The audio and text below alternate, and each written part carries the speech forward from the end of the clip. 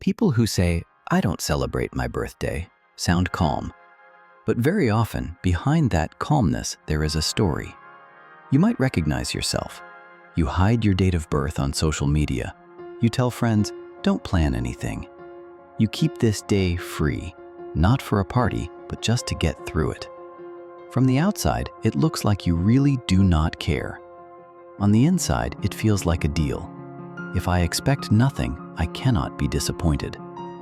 In this video, we will talk about the psychology of people who skip their birthdays, why an ordinary date creates so much tension, and whether it is possible to live through it without performance and without pain.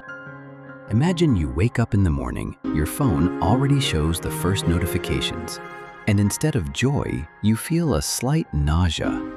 You have already decided, no parties, no posts. At most, you will reply, "Thank you," to a couple of people and quickly change the subject. And it kind of works.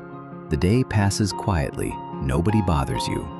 But in the evening, there is still this strange feeling of emptiness, as if you walked past yourself. Why? One of the most common reasons is learned disappointment. Once upon a time, you believed that your birthday was my day. You waited for your parents to remember, for there to be a cake, a present, attention. Instead, there was, "Oh, we forgot, we'll do it later," or a fight at the table, or a party suddenly canceled, or a dry, "Well, happy birthday," as if it was a formality. For a child, this is not just a bad day. It is an answer to the question, am I important to anyone at all? If the answer sounded like, "Not really," several times, the brain concludes, it's better not to hope at all. That way it hurts less. In adulthood, this turns into a position. I don't like birthdays. It's just a date. I don't need anything. But if you listen closely to these phrases, you can hear protection rather than freedom. It is a way to cancel expectations in advance so as not to face the same childhood feeling again. They forgot about me again. There is another layer. For many people, a birthday is not a celebration, but a mirror that shows another year has passed. And with it come the thoughts, I'm already this age and I still don't have a partner. I'm still in a job I hate. I promised myself that by this age, things would be different, and I'm still in the same place. If you have a harsh inner critic living inside you, your birthday easily turns into a small courtroom. You failed again. You're still not where you should be. Then it is no surprise that you want to turn the day into a regular one. If you pretend nothing special is happening, you can postpone the conversation with yourself about age, time, and the way you live. Sometimes people skip their birthdays not because they dislike celebrations, but because they cannot bear facing the question, am I living my life or someone else's script? Somewhere around 30, a person notices they are living according to a foreign scenario. Education, job, relationships, everything is how it should be, but almost nothing truly feels like their own. And on a birthday, this awareness cuts the sharpest, as if the calendar is asking, where are you in all of this? There is another important topic, attention. Some people like birthdays precisely because they are the center of the stage. People congratulate them, look at them, expect reactions, and it makes them feel alive. But there are people for whom attention is not warmth, but a spotlight. Since childhood, they have been used to being looked at in order to judge them, how they are dressed, how they behave, whether they are grateful enough, whether they are embarrassing the family. Maybe in your childhood you heard, do it nicely so the guests are pleased. Don't ruin the celebration with your mood. Then any holiday becomes a small performance where you are the main character, but someone else wrote the script. As an adult, this kind of attention feels like pressure. You do not want to stand in front of a cake, put on a happy face, hug people you feel distant from, receive gifts that do not reflect you at all, and do all this under the gaze of, come on, show us you're happy. In that moment, refusing a celebration becomes an attempt to reclaim control. If there is no party, I do not have to play the role of the happy birthday person. I can remain myself. Sometimes it goes to extremes. The person throws parties for everyone else, remembers all the important dates of others, but when asked, "What do you want for your birthday?" honestly answers, "I don't know." Not because they want nothing, but because they never learned to ask themselves that question seriously. Sometimes the phrase, "I don't celebrate," is not about trauma, but about emotional independence. Some people genuinely feel comfortable spending that day like any other. They do not feel hurt if they get few messages. They do not measure their worth by the number of notifications. They might make a small ritual, buy their favorite coffee, go for a walk, watch a movie, go to bed early, and that's it. This is not always a defense. Sometimes it truly means, I am fine without a big show. The difference is that after such a non-celebration, they feel calm inside. There is no sense of betraying themselves, no quiet hope that someone will still surprise me. If every year you say, "I don't want anything," but still glance at your phone and catch yourself thinking, "I wonder who remembered," this is something else. It means the wish is still there. It is just wrapped in armor, because at some point it was shameful or painful to have that wish. It can also look like this. One part of you genuinely does not want noise and toasts, but another part is still waiting for a tiny sign. Just one sincere message, one short, "I'm glad you exist." And the most painful thing about such days is that both parts rarely get what they need. There is yet another dimension: attachment. People with an anxious attachment style often cling strongly to their birthday. It is the one day when I absolutely must receive attention. If they receive little, it feels like a catastrophe. People with an avoidant attachment style do the opposite. They try to make the day indistinguishable from any other. Any special attention feels risky. If today you are put in the center, tomorrow you might be dropped. For an avoidant person, the phrase, "I don't celebrate," often means, it's easier to keep my distance than to let someone close enough to truly hurt me.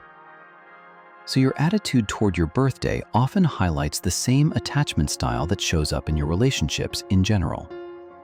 Sometimes you see a person canceling their own celebration, yet anxiously worrying whether their partner remembers important dates, expecting initiative but allowing no room for mistakes. Then the question is no longer, do I like birthdays, but how safe does closeness feel to me at all? There is one more thing.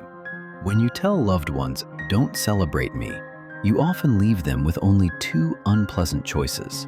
If they listen, you technically get what you asked for, but inside you may still feel, no one even tried.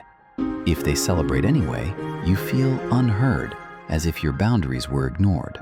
So you end up doubly irritated by the fact that the celebration exists and by the fact that if it didn't exist, it would hurt too.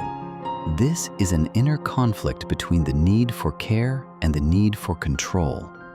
You want someone to see your importance, but you are afraid of ending up in the position of a child who is misunderstood once again.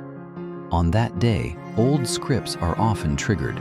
You decide, "I don't care," but then you start checking your phone, counting who wrote and who didn't, and catch yourself thinking, "If I truly didn't care, I wouldn't be counting messages."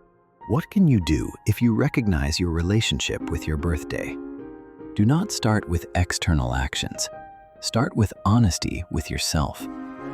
Step 1. Name what exactly hurts in this day. Not, "I just don't like celebrations," but more concretely, "I'm afraid I'll once again be the one who organizes the celebration for everyone else, and people will remember me last. I'm afraid to see how few people are really close to me. I'm afraid of one more reminder that I'm not where I want to be in life." You can even write these fears down on paper or say them out loud. Then they control you less from the shadows. When you name a fear, it stops being a vague monster that explains everything at once. Step 2. Separate your past experience from the present. Yes, your childhood birthdays might have been painful, forgotten, or strange, but you are no longer that child who depended only on adults' reactions. Now you can decide for yourself what this day will look like and how much risk and expectation it will contain. This does not mean you must suddenly throw a big party. It is about a small experiment. What can I do on this day to at least notice myself a little? It can be anything: going somewhere peaceful for a day, allowing yourself a small purchase, turning off your phone and spending time with people around whom you feel alive, not just convenient. The point is not to match someone else's idea of what a real celebration is. The point is to stop completely canceling your own importance. Step 3. Talk to people a bit more honestly. Instead of the categorical, "Don't congratulate me, I hate this day," try saying, "I don't like big gatherings, but your message, call, or a small meeting would matter to me." This gives others a real guide on how to be next to you without pressuring you. And it gives them a chance not to fail an invisible test. Yes, it is still a risk. There is always a chance someone will forget, someone will not respond. But if you state your needs more clearly, what happens next speaks less about your worth and more about the capabilities of specific people. Step 4. Allow yourself to be disappointed without attacking yourself. If one year things still go badly, the key is not to add another layer. "It's my own fault for hoping." You can say, "Yes, this hurt. And yes, it still matters to me to mark that I exist." Disappointment in specific people does not have to become a reason to abandon your own desires. Step 5. Reclaim at least a small piece of authorship. If you are used to waiting for others to either organize a celebration or not, try doing something very small that depends only on you. Write yourself a letter. Put a single candle in your dessert. Note in your journal that you have lived another year. It may look childish, but through these gestures you build the sense that I can be the one who notices that I exist, even if others do not yet know how. Step 6. Revise your rules of what counts as a celebration. If in your head a celebration means only a big crowd, loud music, and tons of stories on social media, then of course you do not want that. But you have the right to rewrite the script. A celebration can be a morning call with one person, a long walk in silence, or an evening where you do nothing except what you genuinely want. When you allow yourself such formats, your birthday stops being a black and white choice between party and total self-cancellation. And what if you are close to someone who says every year, "I don't celebrate"? The most caring thing you can do is not to force your idea of how it should be, but to ask, "Hey, I know you don't like birthdays, but if we did do at least something, what would actually feel okay for you? A message? Coffee together? Or is it better not to touch this day at all?" And then respect the answer. Because sometimes the biggest gift to a person who has lived their entire life inside other people's expectations is finally not being dragged to a celebration by force. And if one day they say, "This time I want at least a small dinner," that is not a whim, but a huge step of trust. Your relationship with your birthday does not say anything about how correct or normal you are, but it does say a lot about how you have learned to treat yourself, whether you allow yourself to want things or cancel your desires in advance, whether you can receive attention or push it away to avoid shame and pain. If you skip your birthday, that does not make you strange. Most often, it means one thing. At some point, celebrations were not safe. But you are not in that place anymore. And now you have the right to slowly create a new experience, without fireworks, without noise, but with a little more respect for the simple fact that you exist at all.